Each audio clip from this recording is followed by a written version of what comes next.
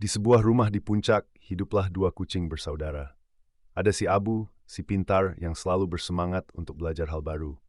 Sementara itu, si Kuning lebih suka bermalas-malasan dan enggan membuka buku pelajaran.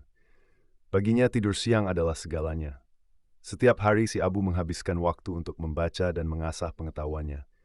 Ia senang ketika berhasil memahami hal-hal baru. Berbeda dengan si Kuning yang sering kesulitan memahami hal-hal sederhana karena malas belajar. Ia lebih sering mengandalkan keberuntungan. Kecerdasan si Abu membuatnya selalu bisa diandalkan.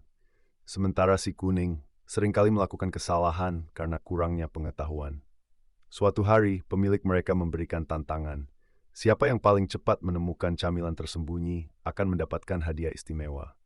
Si Abu dengan cepat menggunakan kemampuan analisisnya dan berhasil menemukan camilan itu. Si Kuning hanya berputar-putar,